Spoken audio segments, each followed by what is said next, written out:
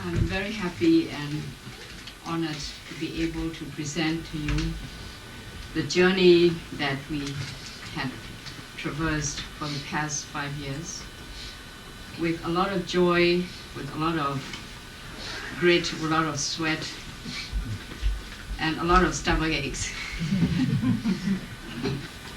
We started out with really nothing.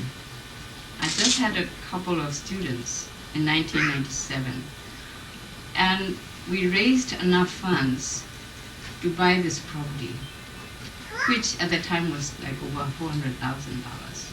And without the help of Marlene Lilly, this center would have never been at all, because I would be too scared to buy a 400,000 piece of property with $5,000 in the bank on the foundation. It's really out of, and everybody was saying, you're really out of your mind. And maybe I said, yes, maybe I am. But anyway, if I had not been out of my mind, I think I would never have got this for the foundation. So being out of the mind sometimes is very useful. So I would like to thank here at this juncture, this very important milestone of our little community here, all my friends who have contributed and helped us to buy this property from Germany, Annabelle Zinzer, who played a major role in funding this center, and relatives from Singapore, Hong Kong, and friends from Burma, Thailand, Australia, Malaysia, Singapore, just name it. And then my old students from New York State, Maryland, so on. One of my old students from New York State just called me up and said, Dr. Tintin, can you use $10,000? He said, I just inherited from my family. And it was like that sort of thing that helped us to raise 20% of the down payment. And with Marlene's help, she spearheaded the purchase of this place with the very incredible relationship that developed between Marlene, myself, and Bob Davidson. Unfortunately, he's not here, who owned this property. He is now our vice president. Marlene was the vice president at that time. There was an extraordinary friendship that developed between the three of us. So it wasn't a business transaction. He really felt that this property should be a Buddhist center. He's a person who really loves Buddhist monks and nuns. And he helped build a Peace Pagoda in Boston. So that's how the connection happened, and we were able to buy this property. So my bow to Marlene and Bob, wherever he is, and all our relatives, friends, and students who helped us buy this property.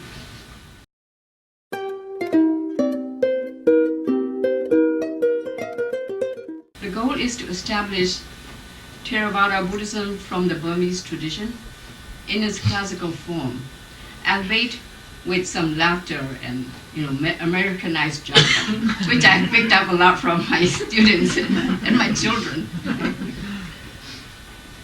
Modeled after the original Shwebo Jun or Seto Win Dharma Center in Burma, which is the monastery founded by my master. He's since passed away, but this is an extension of his Dharma Center. I'm trying to accomplish this in two ways. First, by myself entering the yogi tradition, which I had described just now as a semi-renunciate, so that it gives me the opportunity to devote myself to the work of the Dharma, so that I won't be caught up with a lot of social, personal affairs, which is very hard if you have to devote yourself to the Dharma. you can become very distracted. And the second strategy or second means that I'm bringing the Dharma here is to establish or to teach what is called the householder's Dharma. The Dharma that is appropriate and conducive to people living a household life and finding a way to liberation or even enlightenment. So you can be an enlightened wife, you can be an enlightened business manager, you can be enlightened videographer, you can be enlightened in any sphere of life if you know how to apply and practice the teachings.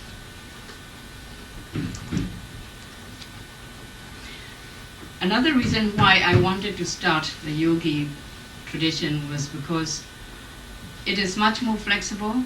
There's no ordination. There are no rigid rules except observing the 8 precepts. And you can still drive, you can still go to the county to get your permits and everything else. Because that's incredibly important to start anything here in the West. And also, the most important thing is that there is no gender bias. There's no hierarchy. It's not because with respect to the Sayadaw, which is a patriarchal tradition, yogi tradition is very casual. Anyone who wants to commit their life to the Dharma can become a yogi just by observing the precepts and wearing brown. And it's also a fashionable color, right? That's what they tell me. So, and I know that, being here in the West for quite some time, Buddhism in the West, especially for women in Buddhism, there has been a very difficult situation because of gender biases. I think Sandy can touch upon that, right? And so my intention was to really not overcome the gender bias so that myself, men and women, can really devote ourselves to practice and study and bring the Dharma here, instead of having to hustle and struggle with men and women power struggle, which really clouds the intention of the work. So to overcome that and to be more flexible, I had decided to establish the yogi tradition.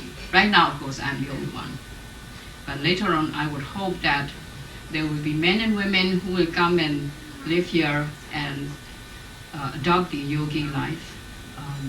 Once, hopefully, when we're more established and we have more support, because as living as yogis is almost like being a monk and a nun. You're not expected to go out and work and earn money. So unless we have financial support, we cannot take off. The tradition will be very difficult to establish. But I thought, well, even one yogi is a tradition.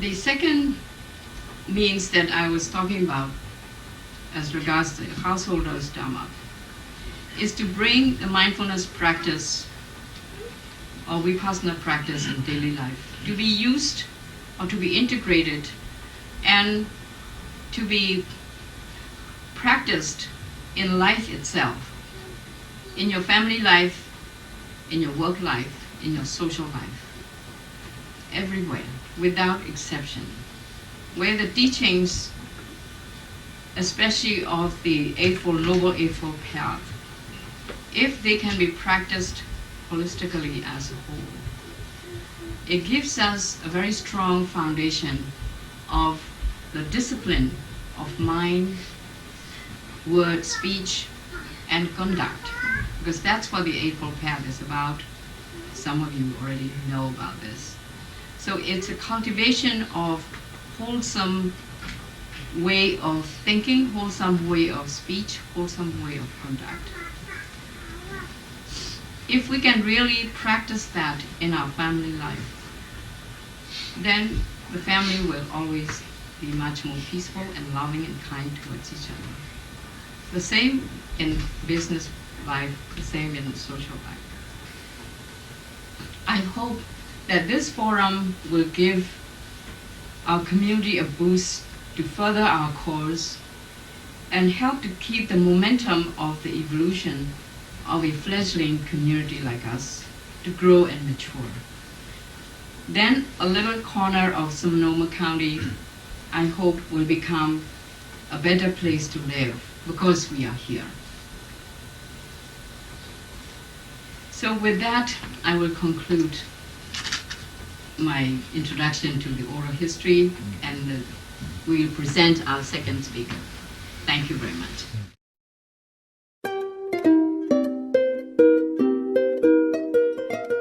Very happy to bring congratulations to Dr. Tien Tien and the STW2 Center on this 5th anniversary. And I think I'll just read this.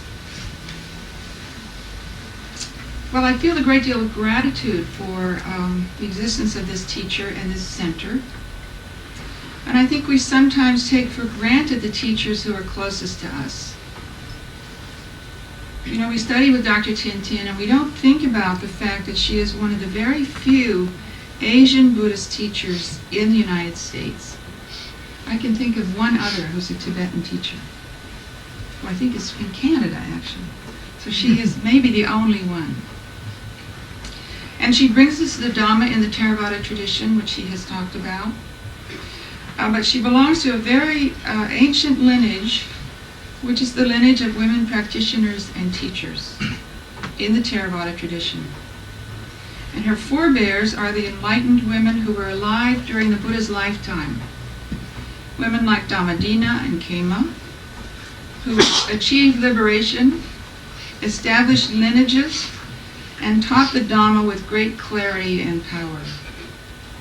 They are actually named in the Pali Canon and were acknowledged by the Buddha himself as teachers. So Tien Tien is this lineage. On June 16th, 2000, the groundbreaking for the building of the jetty took place. And the jetty is actually a replica of the original one in Burma, where Dr. Tien was reinstated into the Somataling lineage. Over $30,000 was donated by the Burmese community, the STW2 student community, as well as students from other parts of the U.S. Through Dr. San Lin and Yi and So Lin, residents at this center, the connection between STW2 and the Burmese community was strengthened. Also at that time, the teaching programs were developed and Dr. Tien started to do one-day seminars in equanimity and non-self. In 2001, our main focus as far as projects goes was the completion of the jetty. The basic structure was completed in 2001, and on April 7th, about 100 people gathered from all around California to witness and be part of the tea ceremony, which was the placement of the crowns, the beautiful, elegant crowns that are sitting on top of the small jetty pagodas and at the top of the main jetty. And those were made for us in Burma, and we received them one day before the event. Just in the nick of time. The real challenge of the jetty was the glass mosaic. Pat Murphy developed a design template for the glass pieces. However, nobody in the community had experience in cutting glass.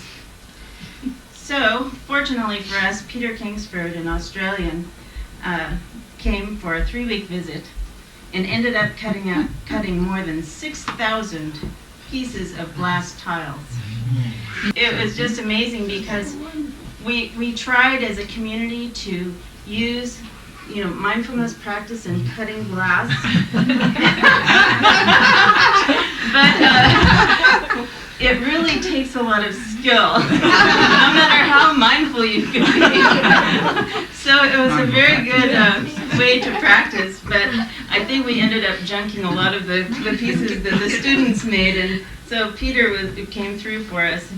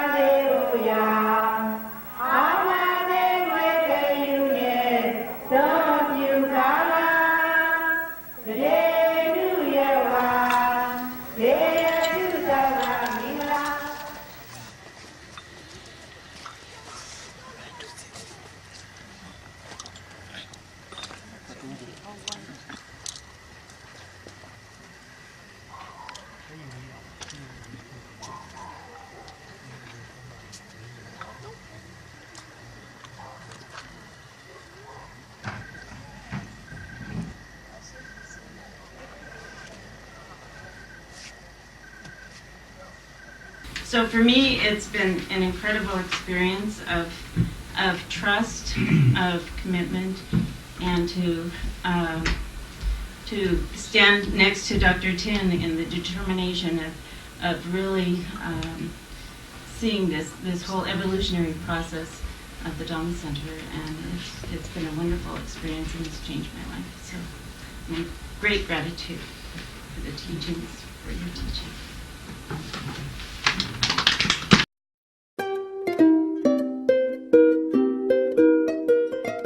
Every year in May, we try to celebrate the Buddha's birthday, which is actually commemorates three important occasions of his life, which is his birth, which falls on the full moon day of May. Then his enlightenment was on the same day, and the day he passed away also was the same day, full moon day of May, which in Burmese we call Kasong. Kasong is the Burmese word for this celebration. This occasion for us, for the center, it's almost like coming of age or a rite of passage. This is our 12th year in existence, and the first 10 years I was concentrating more on the logistics and building, getting the buildings ready, the teaching programs and workshops and so on. And so we have already designed several teaching programs in the basic Theravadan text, as well as the mindfulness practice. And we have year-round courses going on. Actually, we have like 3 to 4 weekly classes that goes on all year round. and with at least 2 or 3 intensive workshops a year. And so the first 10 years was mostly focusing on the building up of the teaching, learning process and building up American Dharma community of some sort. And now, during this 12th year, I would be expanding more on my lineage, the work of my lineage, which you see the big photograph there on the right. That's Sri Bojong Siador. He's passed on already. He's my lineage master. And I've been very closely, karmically linked to him. And this center is extension of his original center in Burma called Sri Bojong or Sitawin Center. And the center is very much different. I'd like to explain a little bit about our center here. Some of our Burmese friends may expect to have monks and nuns living here, but we are not a monastery nor a nunnery. It is a lay householders center. And I'm the only teacher, and I live as a yogi, which is a form of semi-renunciate, but still very much in the householder's life. So this is a particularly very different form of a Dharma center. And so we are mostly, for me especially, I'm trying to emulate my guru's, my master's center in Burma, where he used to have 500 to 1,000 people living at the center. It was like a big village, big, almost a medium-sized town. But of course, we cannot simulate everything. But you will find our center is not stylized or stereotyped as any monastery or nunnery. This is a lay Dharma center and community, and we bring the live Buddhism. We bring Buddhism to come alive in our lives. Okay. My students living at the center, myself, and students who come to study with me, it becomes a living Buddhism, a living mindfulness practice. And so they incorporate it into their lives, everyday life, with their families, work, life, etc. So you will find that we present what would be the best of the lay Burmese community from Burma. Because the lay Burmese community, as you all Burmese know, we are not a very serious, rigid type of people. You will find us to be the most relaxed, casual, fun-loving, okay, open, friendly, contented. And that's what this center is about. So it is, and I'm happy that my Burmese friends and American friends have a chance to be with some of my students here who are participating also in the dance and entertainment, etc. So, and if you, after the entertainment, we'll be having a procession and a very special ceremony for the masters of our lineage. And I hope you participate in the processions. Thank you very much for your attention.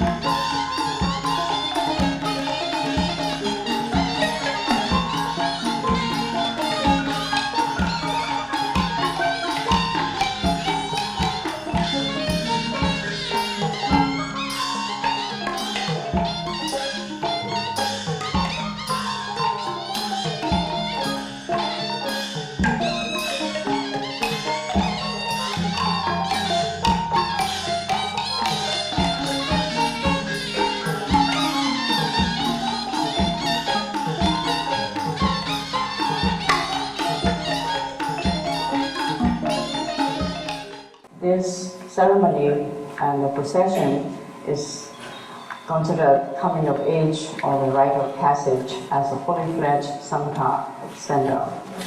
And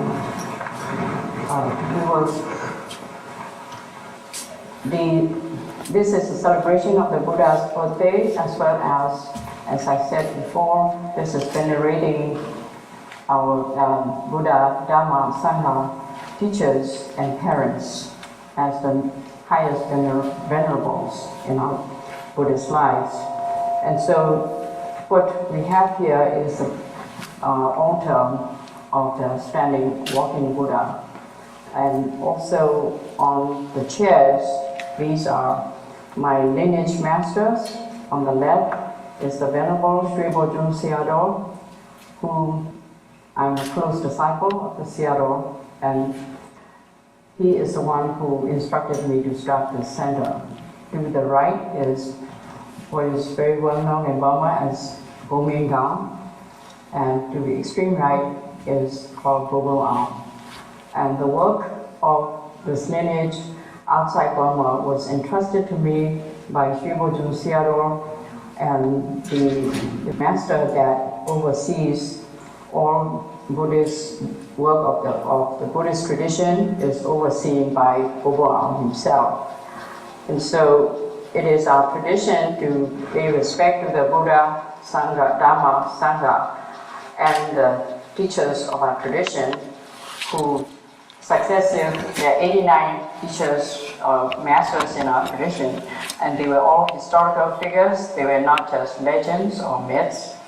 They have been in life like you and me, and had studied and practiced very austere samatha practices and vipassana practices, and most of them are bodhisattvas, or individuals who vow to become Buddhas.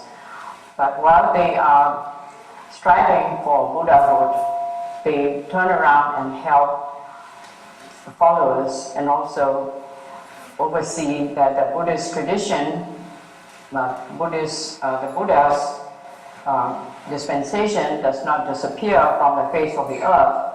And so my own Sayadaw had been the kingpin in this endeavor, and so the work of this lineage is very expansive and magnanimous. And so in our tradition, we try to remember our immediate teachers and the successive teachers of different generations.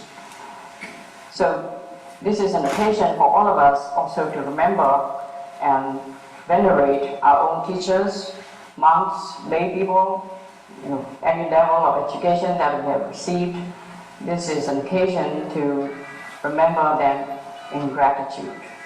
And so in the tradition, we pay respect by offering, you see here the bananas and coconut. In Burma, this is very much misunderstood as offerings to the nuts or the animistic spirits. It is not so. They also do the same, but we have a different objective and different way of doing it. The big offering is for the Buddha, is to offer in memory of the Buddha's teaching and his dispensation. And so for this, Win and Kalya, who are dressed as female devas, will come and make the offering. So before we do that, let me explain. The procession is called Deva procession as well as royal procession. And not only in the Sayadaw's lineage, but in Burma, for all important Buddhist occasions, festivals, where the crowning of jainis, or pagodas, and festivals, these winds are an integral and extremely important part of the pageantry and the seriousness of the rites and rituals. So for now, you will see the two devas on each side and the girls as devas. And so traditionally in Burma, it will be a larger entourage. but we are trying to make as much as we can.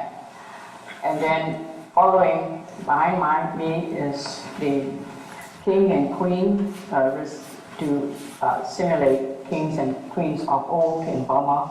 And then you have the ministers, the warrior, the minister on each side, and the princes and the princesses on the right side. So that's the royal court, which in a way is to elevate the energy of the gathering to a level that is beyond our human realm into a more spiritual, higher realm. And so we'll begin by Kalia and Win make the offering to the Buddha.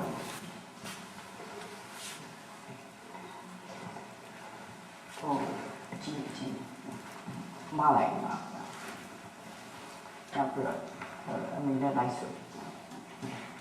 We respectfully offer, like you can follow.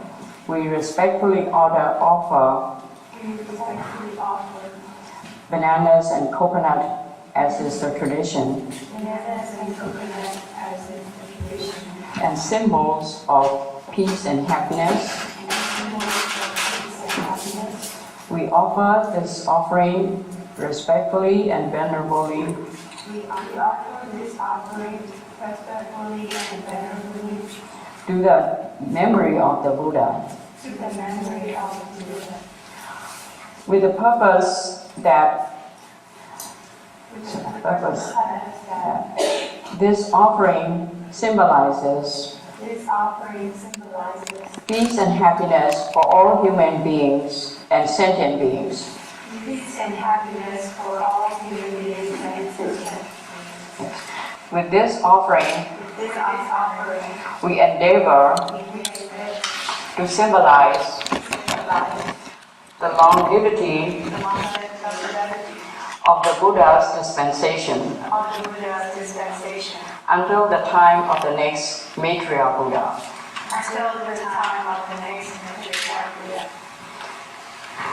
May all beings be happy and peaceful and be blessed. We respectfully offer the offerings to Sri Bojung Siado, Bumingang, and Bobo who had instructed and guided us in our lives, especially our spiritual path, that we do not deviate the path to Nirvana. They have been guiding us all through our lifetimes, and they will still guide us this life and the future lives to come.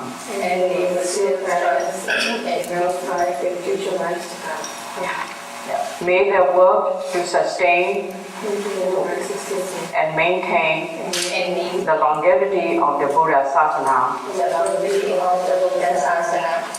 be successful, and in their work of gathering all their karmic connections inside Burma and abroad, be successful. That's it.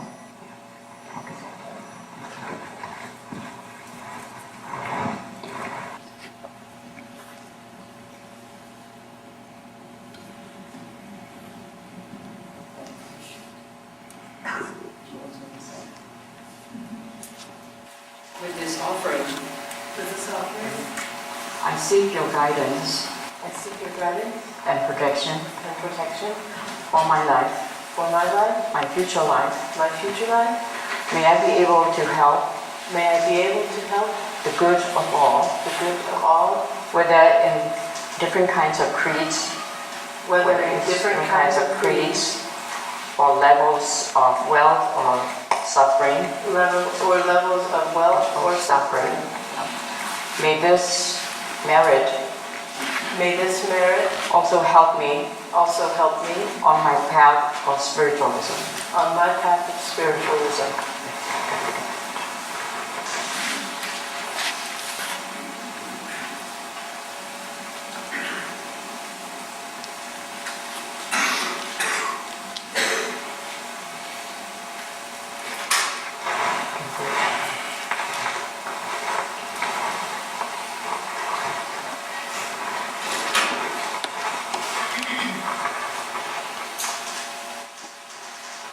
The offerings that we have done is on behalf of everyone who is present here today, that you all will be sharing the merit of these offerings.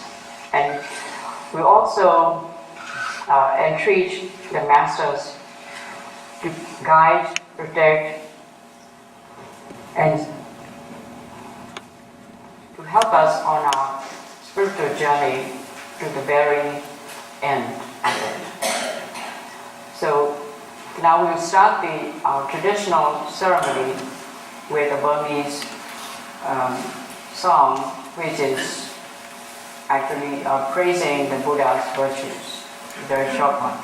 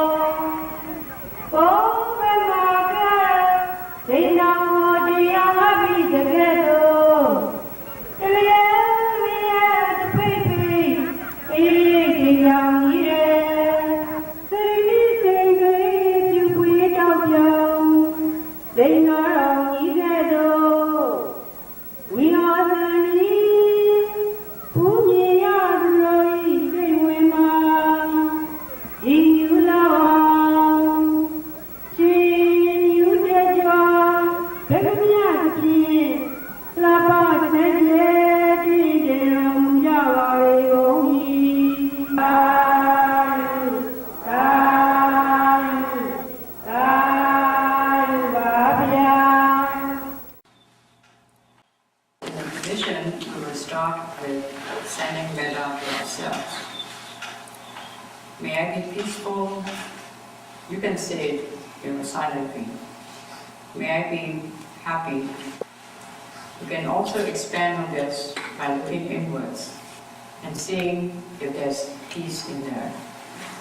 And if there are any sort of emotional suffering, let them resolve on their own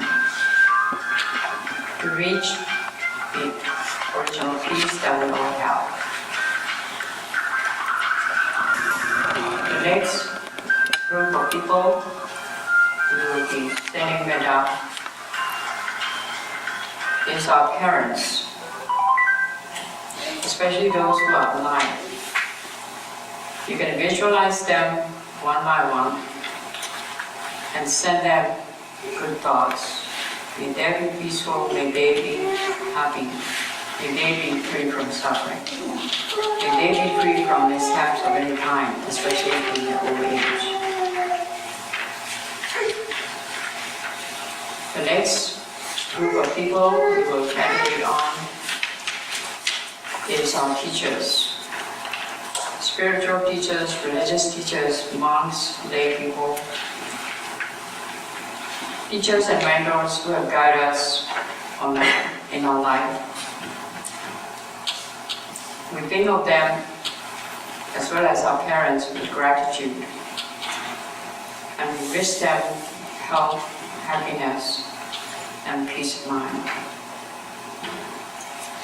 The next group of people we will meditate on is our spouses, partners.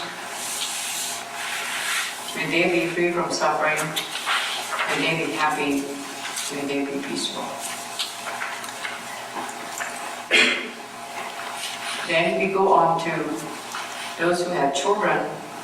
We would like to send our good thoughts, protective thoughts to our children so that they can live the life healthy, happy, free from suffering, and offer them well on the spiritual path also. Then we go on to friends, associates, those we have walked the same path as companions. May they be free from suffering, may they be happy, may they be peaceful. The last group that we will think of are those who have wronged us or been our adversaries. May they be happy, may they be peaceful, may they be free from animosities towards us.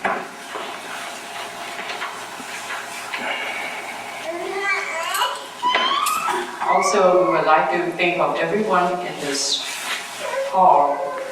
May everyone be happy, may everyone here be free from strife. May you experience your own peace, whatever it is you are trying to achieve. May you be blessed of this day by the energies of the Devas, the Buddha, and Masters. Then we go on to the neighborhood.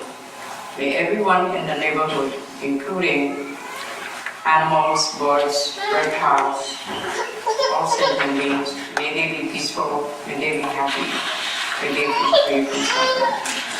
Then we expand on to the peoples of California. May we be free of suffering, may we have happiness, may we be free from natural disasters. And to all the peoples of this nation, America, may there be happiness and peace. May there be less and less strife. And then we expand on to the rest of the world.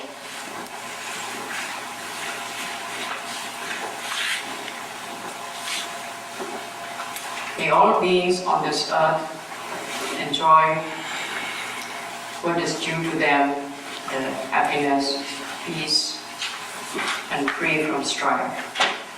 And also to all sentient beings for all the planes in the universe.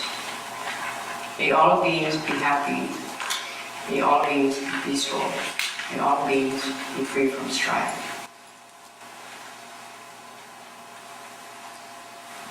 Sadhu, sadhu, sadhu. Through the merit that arises from the ritual of offering traditional banana and coconut offerings, candles, flowers, incense to the Buddha, and from dating the 3 refuges and the 5 precepts, may my spiritual teachers and guides of great virtue, my Mother, my Father, and my relatives, the Devas of the sun and the moon, and all virtuous spirits of the world, may the highest gods and evil forces, celestial beings, guardian spirits of the earth, and the Lord of death, may those who are friendly, indifferent, or hostile, may all beings receive the blessings of my life. May they soon attain threefold happiness and realize Nibbana through the merit that arises from this ceremony and through this act of sharing. May all desires and attachments quickly cease. May all harmful states of mind until I realize Nibbana. in every kind of work. May I have an upright mind, with mindfulness and wisdom, austerity and vigor.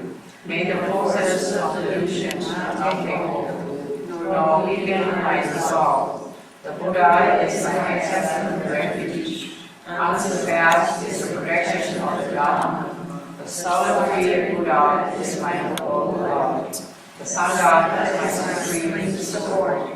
Through the free power of all these, may darkness and illusion be dispelled.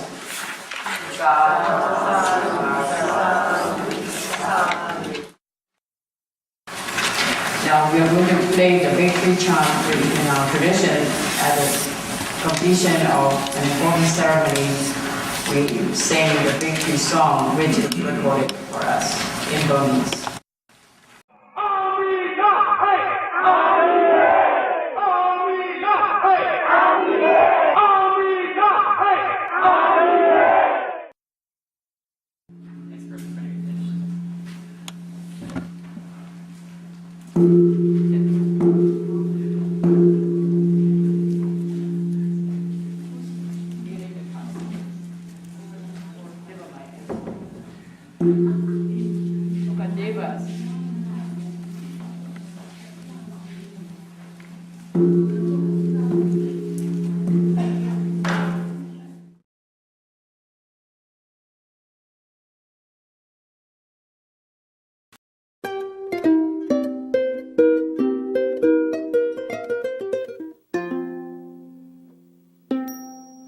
Internationally recognized for her contributions to the teachings of Buddhism, Dr. Tintin is the resident teacher and yogi of STW2 in Northern California.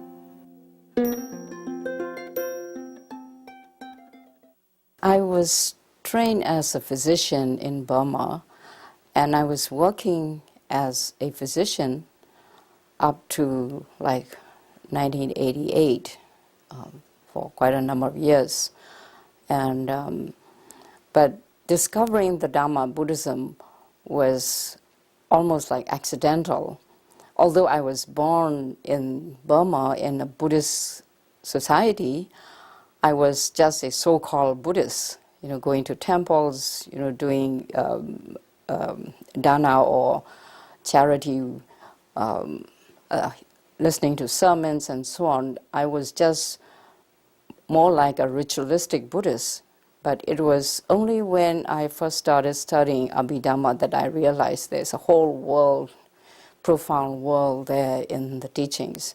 I found these two incredible teachers who their approach was to integrate the mindfulness practice and the teachings into everyday life, everyday experience, so that it made a lot of sense for me because I was pursuing these two streams in a kind of parallel systems. And I found these incredible teachers who were able to help me integrate the two, that I could bring the practice and the teachings into my everyday life, not just personal life, but my professional life. And I found that it not only helped me find my own center and my own stability and my own peace, but I was also able to bring it to my professional life as a medical doctor and teacher in medical school, that kind of centering and the kind of stability in my own self that I found through the practice, it was an incredibly surprising thing that I found, that I was having clarity in my work, which would just pop up without any willing on my part or intention. And I became extremely effective in my job. So that's when the moment of integration of the spiritual life and my professional, personal life coming together. See, that was that beginning. I had studied with these two monks who said one thing that I'll never forget in my life. They said, if you are having a lot of difficulties in life, heartbreaks, your business has run down and you're in dire straits, don't come to us. We don't provide escape this is not an place for escape, but we can teach you how to live your life and be liberated in spite of all the trials and travails of life situations. And that really stuck with me. The practice was with me 24 hours a day. So I could still be a mother and a wife without this division between my spiritual life and my secular life. My secular life was part of my spiritual life. So the two were very much intertwined. While her husband, Dr. San Lin's career with the United Nations was flourishing in Bangkok and eventually in the United States, so was Dr. Tintin's personal and spiritual journey. In 1986, actually, a few UN people working in the UN, women or spouses of UN staff, started asking me to teach them Buddhism and this mindfulness practice. So a little group started developing, about 10 or 12 people, mostly international expatriates who were living in Bangkok. So we would meet every week, and I would teach them from the text as well as the practice, and it took about 3.5 years. And the question and answers came, and that I was also writing in Burma. You see, I had been a kind of a small-time, writer, journalist in Burma. So that stimulated me to write. So I was answering the questions, and I was writing articles on it, and I would distribute it to them. And that's how my book came about. Living Meditation, Living Insight was from that little group. So by the time we came to the United States in 1990, I already had that manuscript almost in its rough form.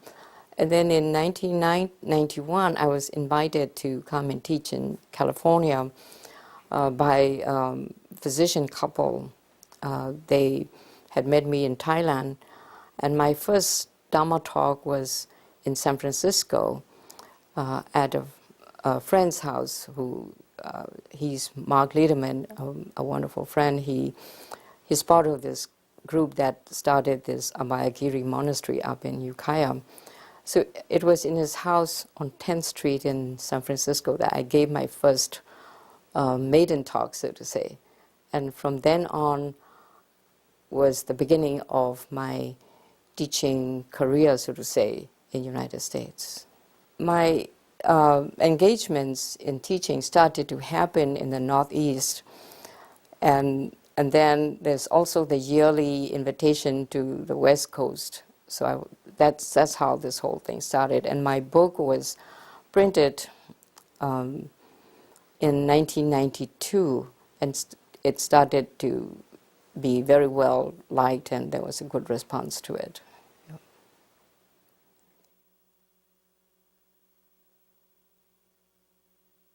The daily life mindfulness practice, of course, is from the Theravada Buddhist tradition.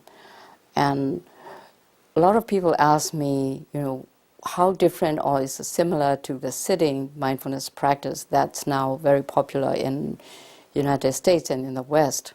Of course, it is from the same tradition of the 4 foundations of mindfulness called Vipassana. The discipline is the same. The discipline of paying attention with very clear comprehension to one's own mind and one's own body. But in the daily life, of course, we are taking this discipline into our life, a life where we're living a family life, we're living a professional life, a work life, and social life. And the context is very different from the sitting practice, because here you are really faced with whatever that's going on in your life, and you have to use the practice. Now, you can ask me, what is the practice? The practice is actually paying attention. Okay, now, what's the difference between paying attention to the red light and this form of mindfulness? Yes, there's a vast difference in that. I would explain to my students that when you see a red light, you automatically stop, okay? But you might be in a very agitated mood because you are in a hurry and you want to get somewhere in 5 minutes, and the light is going to stay for a minute or 30 seconds or so, and you're getting agitated and so on. And that attention to the red light is the mundane attention. But the mindfulness practice means redirecting that attention from the red light to one's own mind and seeing that agitation going on, and how we are attached to the idea that, I want to go fast, I want to get there. So we are not in the moment with the red light. We are very much looking forward to the future of 5 minutes out there. So the mindfulness practice is very different in terms of paying attention. It's paying now attention just to the external. We are paying attention to our mind and seeing what's happening there and understanding what's happening there. And that is the huge difference between what I would call mundane, ordinary mindfulness, ordinary attention and mindfulness. Coming to the United States offered an opportunity for Dr. Tintin. She was now able to pursue the education she was seeking for her children, as well as the realization of starting a Dhamma center on the West Coast. My devotion to my lineage and my devotion and profound love of Vipassana in daily life, the coupling of these two is what is creating this center or this community. And when I came to the United States, my experience here revealed to me that there is such a lack of community, there's such a thirst and hunger for community in the United States, that I thought, well, what can I do here that would really be of use to Americans? And my interest was not just to provide the teachings, but also to use the teachings and the daily life practice as building blocks for community building.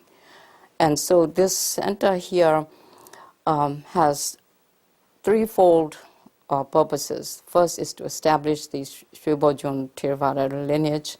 The second is to bring Theravada teachings and practice here. Third is to use these teachings and practice for Americans to see if we can, together with a concerted effort, build a strong, solid Dhamma community. What I'm trying to do is that the mindfulness practice and the teachings, especially like the base fundamental teachings of Buddhism, like the Four Noble Truths and the Eightfold Path, whether that could provide a vehicle or a common thread for everyone who comes to study and be part of this community that would help people here to transcend their differences, to transcend their personal likes, dislikes, their attachments to their own personal needs and so on and so forth, and be able to come together with a common purpose of building community where a person learns that the community is bigger than oneself, and not to give up oneself altogether, but a part of oneself, so that we can be part of this big whole that serves everybody that are here, who are here. And so I've been seeing that after the first few years of ups and downs and so on, as a new it's like a new growth. There were a lot of birthing pains, but now the community has come together to gel quite well, and I think the practice of mindfulness in daily life is the main glue that keeps all of us together here. The last workshop that I did with my new students, one student remarked that I have now 4 teachers in training, and they were helping and teach in the workshop, and he said that this is the first center that he has come across where the assistant teachers have no hang-ups about themselves, they don't have a chip on their shoulder, so on and so forth. So that says a lot, I think, how the mindfulness and daily life practice and the holistic approach through the Eightfold Path has produced what will be the elders of this community, the would-be elders and teachers in the future, and they will be the ones who will lead this community onwards, when I'm gone, or, when I'm not able to lead. So I'm seeing that at least my effort to bring about community through the daily life mindfulness practice and the Eightfold Path has brought very positive results, and I'm very pleased and very gratified for my senior students who are now under training, that they've made valiant efforts to bring this together. And also other students who are now seniors, the newer students who are coming together and finding the benefits of this practice, this community. It's been a great honor. Sadhu, sadhu, sadhu.